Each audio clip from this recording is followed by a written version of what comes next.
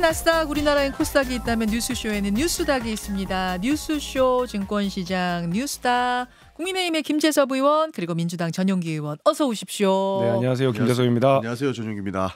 상황 정리부터 한번 하고 시작을 해야 될 것 같아요. 요즘 뭐 이제 정말 속보들 따라가기가 힘들 정도여서 지난주 목요일에 윤석열 대통령과 명태균 씨의 음성 녹취가 공개된 후에 주말에는 또 새로운 녹취 파일들이 나왔고 그 새로운 것들은 일부에서 좀 전해드렸어요. 그리고 어제는 김영선 전 의원이 검찰에 출석을 했죠. 근데 목요일부터 오늘까지 공개된 녹취 중에 상당히 충격적이었던 게 뭐냐면 명태균 씨가 김영선 전 의원한테 소리를 지르는 게 있었어요. 여러분. 어제 이 부분에 대해서 김영선 전 의원한테 기자들이 질문을 했습니다. 그러자 뭐라고 대답을 했는지 지금부터 들어볼 텐데요. 우선 2022년 명태균 씨의 샤우팅 음성 그리고 여기에 대한 김영선 전 의원의 어제 설명까지 듣겠습니다. 하지 말라니까요. 대통령이 알아서 하겠다 하는데 왜 그래요? 본인이 대통령입니까? 내가 지시받았다 이제 못안 내려왔다 했잖아. 본인이 그러면 김건희한테 얘기하시오 그러면. 장난하는 것도 아니고 진짜. 2번이나 전화 왔어요. 2번이나. 정리해달라고. 김건희 딱 붙어야 본인이 다음에 육선을 할 거 아닙니까? 시킨 대로 해야. 김건희가 권력을 쥐고 있잖아요. 권력진 사람이 오다를 내리는데 본인이 왜 잡소리 합니까?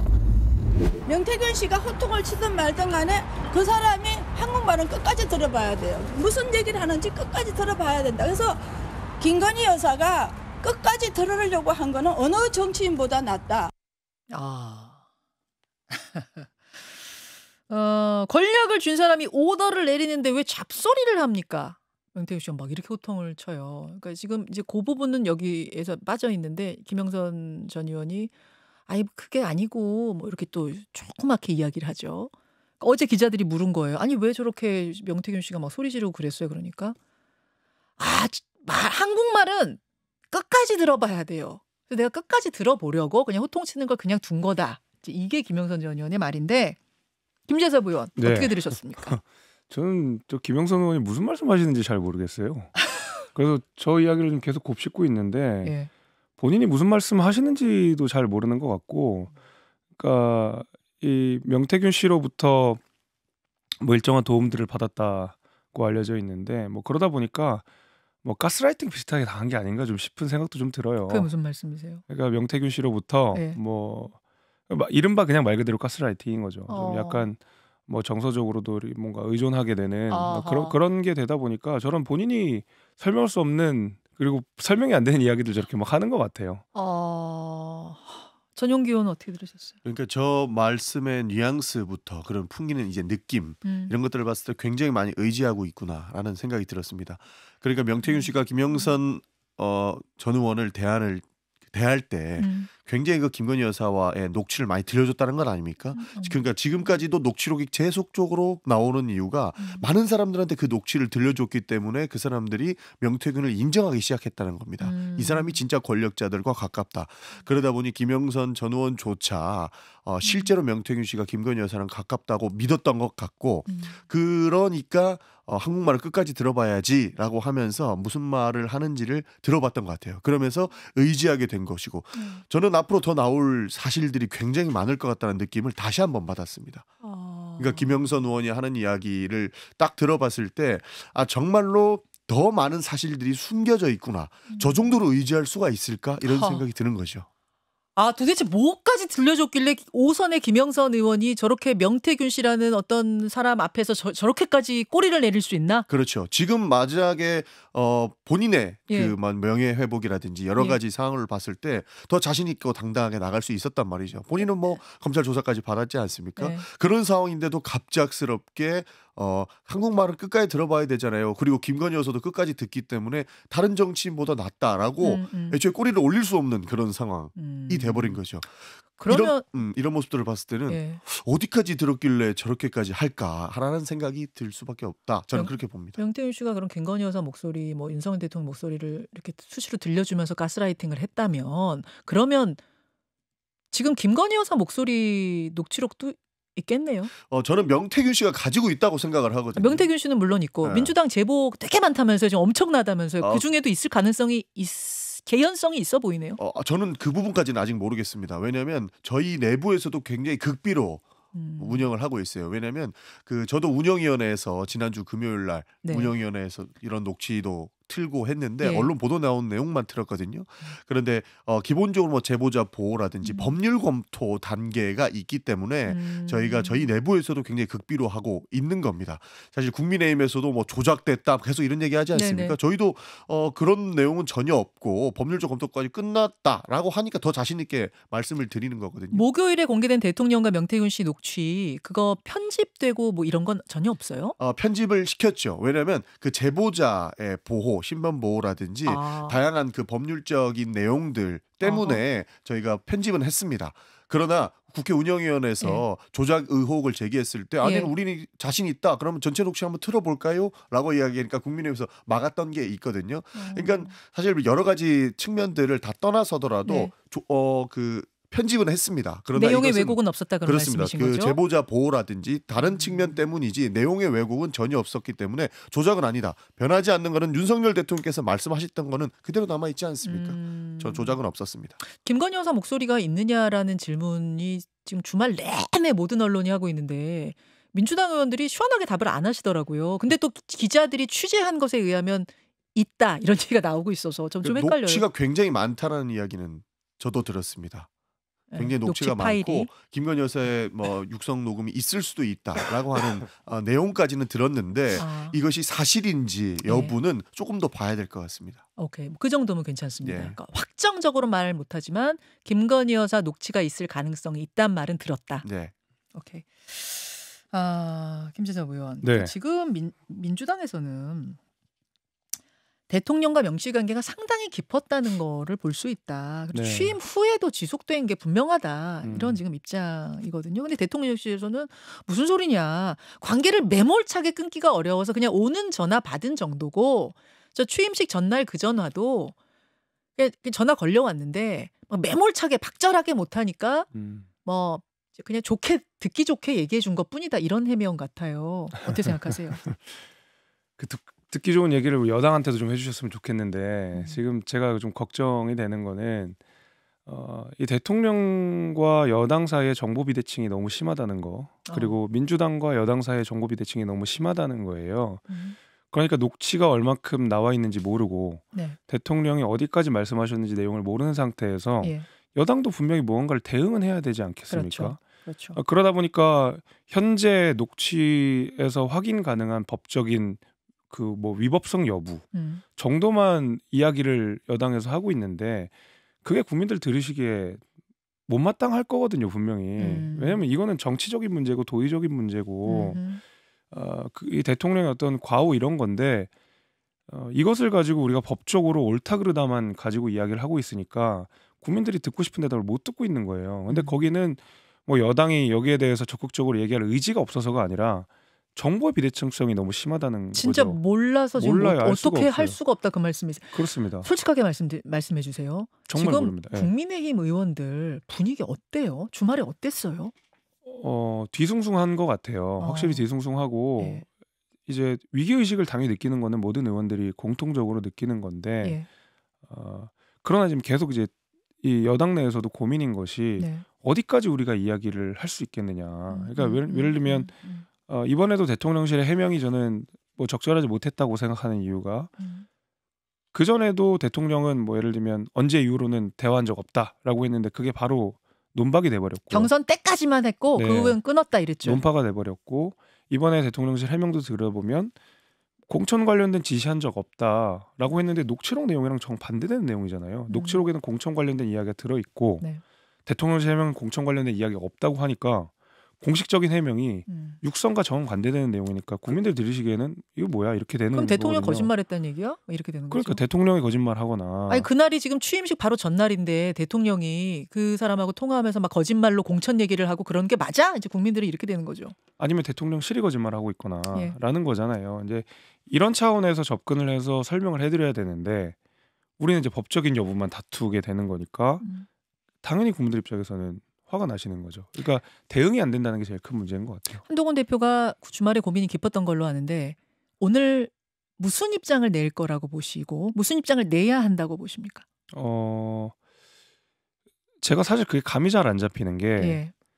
한동훈 대표와 관련해서 뭐 예. 지난 주말에 이렇게 나온 기사들을 좀 살펴보니까 대통령실에 정보를 요청했다라는 기사를 본 적이 있어요. 하지만 거절당했다. 예, 맞습니다. 어디까지가 이 녹취록의 뭐 진상이냐, 이 녹취록은 어디까지 그 다른 내용들을 포함하고 있느냐에 대한 질문을 한 걸로 아는데 거기에 대한 대답을 듣지 못했거든요.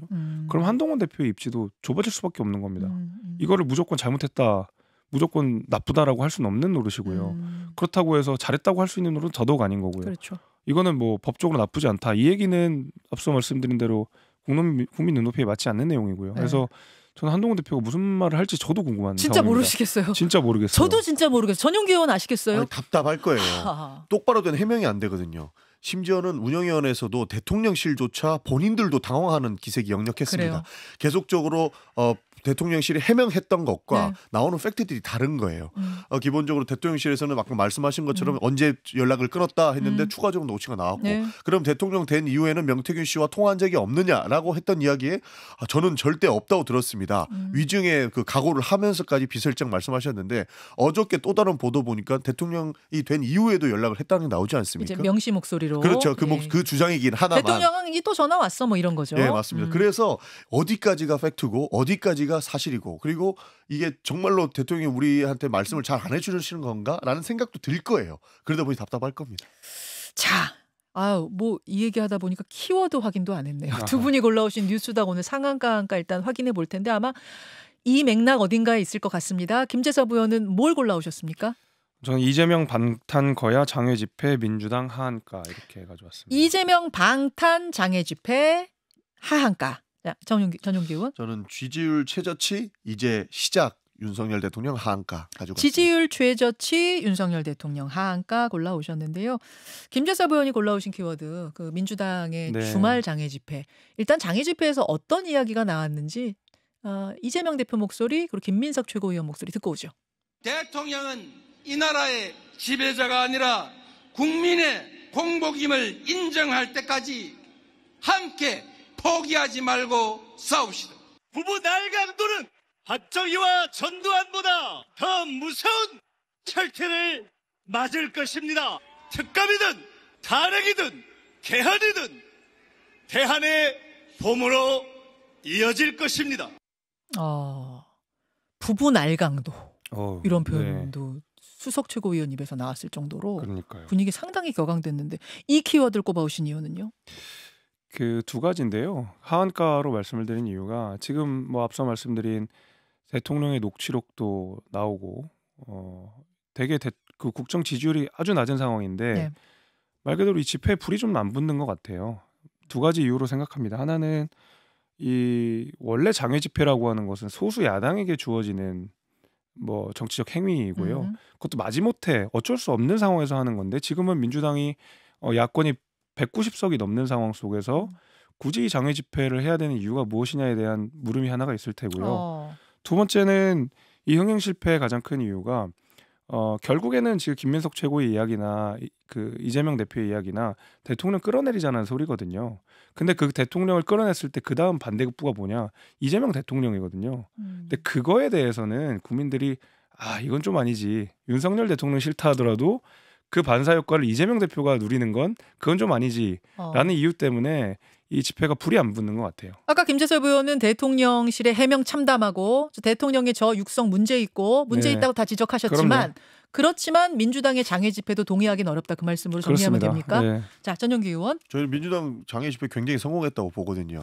예. 굉장히 많은 분들께서 찾아와 주셨고. 근데 제가 궁금한 게 네. 민주당 추산 30만 명이더라고요. 예. 근데 지금 경찰이 내놓은 데이터 뭐를 바탕으로 한 이동량 분석에서는 2만 명이 안 됐다 그래요. 그러니까 왜 뭐 너무 차이가 커요? 경찰은 15,000명 왔다고 하는데 현장에 있었던 사람이 진짜 어마어마했고 한 바퀴 다 돌려면 진짜 한두 시간 걸렸다는 이야기까지 있거든요. 실제로 제가 확인한 인파도 굉장히 많았는데 그 15,000 추산 이렇게 얘기하는 것은 경찰이 일부러 축소한 걸 하니까 하는 생각도 있습니다. 늘 원래 차이가 나긴 나는데 이번엔 너무 차이가 커가지고 뭐가 맞나 싶던데. 그러니까 뭐가 정답인지는 저도 모르겠습니다만 현장에서 느꼈던 감은 이제 올라오고 올라오고 있구나. 굉장히 많은 분들께서 모여주셨구나라는 생각을 했고 저도 우리 지역에서 많은 분들과 같이 동행을 했는데 실제로 현장에서 만난 지역 주민들도 있었습니다. 실제로 많은 분들께서 와가지고 저 의원님 지역엔 동탄 에서 왔습니다라고 이야기를 해주셔가지고 오히려 그러면 저희가 자주 연락드리고 같이 움직였으면 좋겠으니까 번호 좀 주실 수 있나요? 저희가 오히려 물어볼 정도였으니까 이게 속에서 끌어오르는 듯한 그런 분노들이 아무래도 그 장애 집회까지 연결되지 않았나 싶습니다. 2016년 같은 느낌으로 갈 거라고 보세요? 아직까지는 그것을 예단하기는 좀 어려울 것 같습니다. 이번에는 우리 당에서 준비를 한 부분이기 네. 때문에 선을 사실 넘지 않는 선에서 우리 당원들에게 많은 공유가 됐던 부분인데 16년도에는 시민단체건 정당이건 많은 곳에서 다 같이 함께하지 않았습니까? 그때는 정치권이 맨 마지막에 합류했어요. 그렇죠. 네. 시민들이 나섰고 정치권이 맨 마지막인데 이번에는 지금 민주당이 주도하는 것이란 점에서는 좀 많이 달라요. 시민단체는 이미 하고 있었는데 그 중간에 우리도 국민들을 설득하는 활동들을 집회를 통해서 해야 된다라는 이야기가 있어가지고 중간 중간 네. 설명격으로 집회를 열었던 것이거든요. 그래서 시민단체와는 좀 나눠져 있다는 측면에서 그때와 지금은 조금 다르다라는. 근데 이제 것이 민주당이 뭐 30만이니 뭐니 이렇게 해가지고 이 집회를 성공적으로 했다라고 말하자면 정신 승리를 하는 것 같은데 과거에 뭐 조국 퇴진 집회 이런 거 막 100만씩 모였다고 하고 과거에 그렇게 이 보수당이 못났다고 지적받았던 자유한국당이 광화문 집회할 때도 그렇게 수십만씩 모이고 그랬거든요. 그러니까 숫자로 그 정치적 성과 여부를 이야기하기에는 대단히 어려운 거고 말씀하신 대로 그때는 2016년에는 시민들이 주도를 해서 마지막에 정치권이 참여를 하면서 불이 확 붙었는데 지금은 민주당이 계속 불을 붙이는데 이 젖은 장작처럼 불이 안 붙어요. 그거는 제 생각에는 이런 것 같아요. 윤석열 대통령은 박근혜 대통령이 아니고요. 무엇보다도 더 중요한 것은 이재명 대표는 문재인 대통령이 아니잖아요. 저는 그게 크다고 봐요. 이재명 대표보다 문재인 대통령이 당시에 가지는 위상이나 이런 것들이 훨씬 더 컸고 이미지나 뭐 이런 정치적인 역량도 더 컸다고 보고 그리고 나서도 문재인 대통령이 대권을 잡고 난 이후에 대한민국이 좋아졌냐? 사실 여기에 다 의문이 있는 거거든요. 5년 만에 정권을 뺏겼고요. 그러니까 아마 이재명 대표는 11월 재판을 두고 마음이 초조하고 계속 이런 집회에 불을 붙이려고 하지만 그게 잘 안 되는 것 같습니다. 윤석열 정권 싫지만 윤석열 대통령 싫지만 그래도 이재명 대표는 아니다. 그런 마음 때문에 지금 장작에 불이 안 붙는다. 안 이렇게 붙죠. 예. 저 전혀 반대로 느꼈고요. 그때 현장에서 느꼈던 바에 의하면 당원뿐만 아니고 많은 시민들도 같이 사실 당원 집회에도 합류를 해주셨다가 뒤에 집회를 연결해서 가시는 분들도 많으셨거든요. 그때 나왔던 얘기는 박근혜 때보다 더하다라는 얘기가 더 많았습니다. 너무 달라서 지금 보시는 관점이 워낙 달라서 알겠습니다. 장애 집회 얘기였고요. 전용기 의원은 아까 지지율 하한가 골라오셨는데 한국갤럽하고 엠브레인 퍼블릭이 문화일보 의뢰로 한 그 조사 두 가지가 나왔죠. 둘 다 이제 각기 최저치가 나왔습니다. 한국갤럽은 29일에서 31일 무선전화 가상 번호의 전화조사원 인터뷰 방식이었는데 19% 대통령 지지율 나왔고 그래요. 엠브레인 퍼블릭도 27, 28일 전화 면접 조사 방식이었는데 17% 나왔고 역시 최저치. 이게 지금 음성 파일 나오기 전이잖아요. 그렇습니다. 제가 알기로는 음성 파일 나오기 전에 있었던 게 갤럽 조사. 이거 오늘 또 나온 게 여러 가지가 있죠.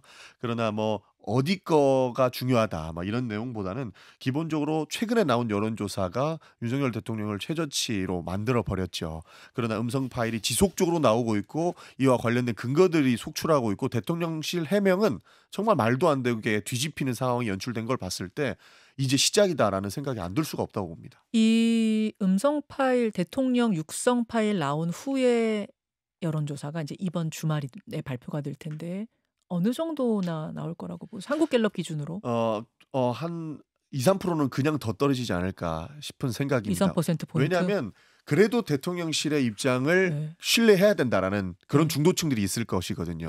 왜냐하면 기본적으로 대통령실의 해명은 팩트체크가 다 됐을 것이다 라고 생각을 하고 이런 내용들을 이야기했을 텐데 대통령실의 해명이 말도 안 되게 무너져 버렸죠. 왜냐하면 명태균 씨와 윤석열 대통령 간의 녹취가 나왔기 때문에.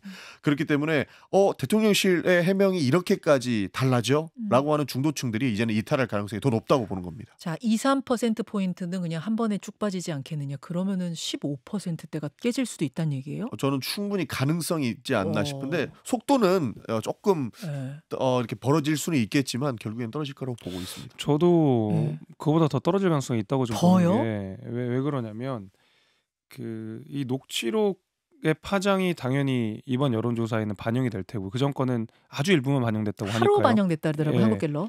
이번에는 적극적으로 반영이 될 테니까 아무래도 하방 압력이 있을 거고요. 근데 저는 그거보다 더 큰 문제는 뭐라고 생각하냐면 이제 여당과 대통령실의 대응 문제가 더 크다고 보거든요. 이를 두고 여권은 어떻게 반응하느냐인데 대통령실은 운영위 회의를 보니까 예를 들면 녹취록의 조작 가능성을 이야기한다든지 네. 이거 현실적으로 제가 봐도 좀 이상하거든요. 그렇게 말씀하시는 거는 납득이 잘 안 돼요. 또 하나는 앞서 말씀드린 대로 이 정치적이고 도덕적인 문제에 있어서 법적인 문제로 접근한다는 것은 정서에 좀 안 맞는다는 거죠. 그러니까 결국에는 녹취록에 반영되는 거 플러스 여권의 대응 문제가 합산이 돼서 조금 더 하방 압력이 있지 않을까 이렇게 생각이 됩니다.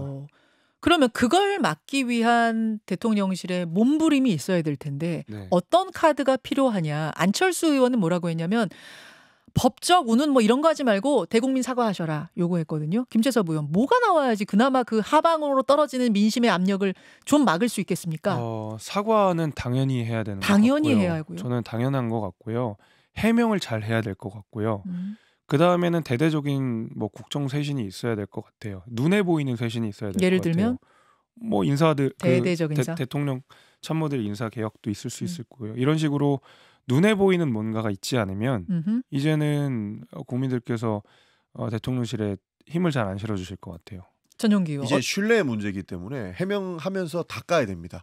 실체적 진실이 이겁니다, 여러분. 더 나오는 것은 없습니다라고 모든 팩트 체크를 다 해서 국민들께 상세하게 설명을 해줘야 된다고 보는 것이고 국정기조 전환해가지고 자신과 가족에 대한 특검과 문제 같은 경우에는 수용하면서 전면적인 개편을 하지 않으면 이제는 신뢰가 떨어져 버리기 때문에 정말로 어려운 상황이 연출될 것이다. 저는 그렇게 생각합니다. 그 특검 관련해서요. 김건희 여사 특검.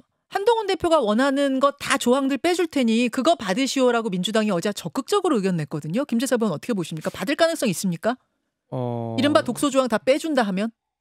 글쎄요. 뭐 독소 조항을 어디까지 얘기하는지 모르겠는데 일단 여사 특검에 관해서는 제가 알기로는 뭐 특검을 받지는 않는 걸로 알고 있습니다. 네. 민주당이 제안한 그 방식대로요. 왜냐면 아마 내더라도 국민의힘이 설계를 해서 민주당이 협상하는 방식이지 민주당이 마음대로 만들어 놓고 이거 뺄게요라고 하는 방식으로 수동적으로 받는 특검은 아마 안 하지 않을까 싶습니다. 그러니까 이게 여당이 이제 빼도 박도 못하는 상황이 된 거예요. 여당은 지속적으로 반대해왔기 때문에 더 이제는 받을 수 있겠다라고 의사 변복을 하기가 굉장히 어려운 상황이니까 대통령실이 이제는 오히려 제안해야 되는 거 아닌가 이런 순간까지 왔다. 정말 말도 안 되는 상황이죠. 알겠습니다. 예, 오늘 뉴스닥 두 분과 뜨겁게 토론을 했는데 젊은 정치인 두 분과 함께했던 이 뉴스닥 김재섭, 전용기 두 분과의 시간이 오늘이 마지막이었어요. 두 분의 월요일 아침 스케줄이 워낙 바빠서 이 스케줄을 워낙 조정하기가 좀 쉽지 않아서 이제는 개별적으로 모셔야 될 것 같습니다. 네. 자, 30초씩만 인사하시겠어요? 김재섭 의원. 전용기 의원. 뉴스닥에서 이렇게 인사된 것이 저는 굉장히 영광스럽게 생각을 합니다. 그리고 월요일 아침에 많은 분들께서 들어주시고 응원의 말씀도 주셨는데요. 뉴스닥에서는 잠시 인사를 드리기 어렵지만 더 열심히 의정활동해서 국민들이 대한민국이 잘 될 수 있는 그런 모습을 보실 수 있을 때까지 열심히 하겠습니다. 아이고 고맙습니다. 김재섭 의원. 이 도봉구가 나왔다 도나스라는 별명이 CBS에서 생겼었던 만큼 올 때마다 각별한 마음이 드는데 또 제가 제일 좋아했던 뉴스닥에서 우리 제일 좋아하는 전용기 의원이랑 해서 너무 좋았고요. 예. 앞으로 또 다른 코너에서 또 찾아뵙도록 하겠습니다. 감사합니다. 영원한 이별은 아니니까. 네. 두 분 그동안 고생 많으셨습니다. 고맙습니다. 감사합니다. 김현정의 뉴스쇼는 시청자 여러분의 참여를 기다립니다. 구독과 좋아요, 댓글 잊지 않으셨죠? 알림 설정을 해두시면 평일 아침 7시 10분 실시간 라이브도 참여하실 수 있습니다.